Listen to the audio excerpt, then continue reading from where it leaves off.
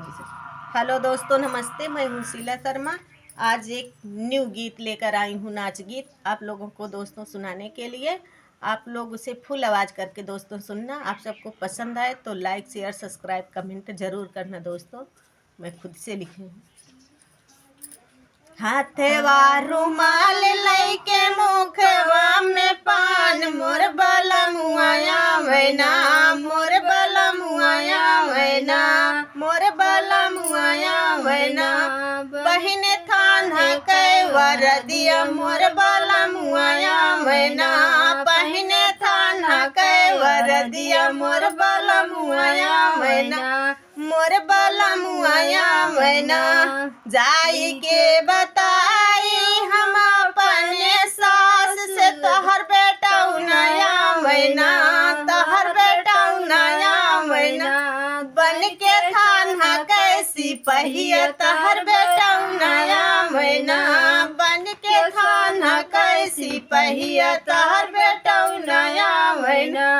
हाथवा रुमाल लैके मुखवा में पान, मोर बलमुआया वैना, मोर बलमुआया वैना। बन के थाना कैसी पहिया, मोर बलमुआया वैना, बन के थाना कैसी पहिया, मोर बलमुआया वैना। जाई के बताई हम अपने जेठान जी से, जाई के बताई हम अपने जेठान जी से। तहर देवर वया वैना, तहर देवर वया वैना। बन के थाना कैसी पहिया, तहर देवर वया वैना। हथवा रुमाल लैके मुखवा में पान, मोर बलमुआया वैना, मोर बलमुआया वैना।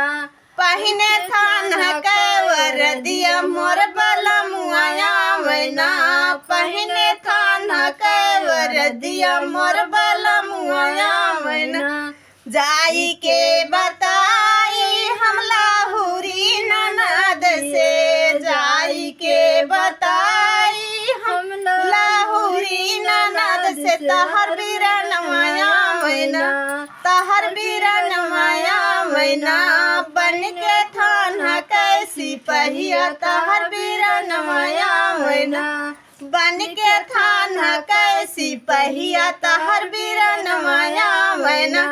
हाथवा रुमाल लैके मुखवा में पान, मोर बलमुआया वैना, मोर बलमुआया वैना। बन के थाना कैसी पहिया, मोर बलमुआया वैना, बन के थाना कैसी पहिया, मोर बलमुआया वैना।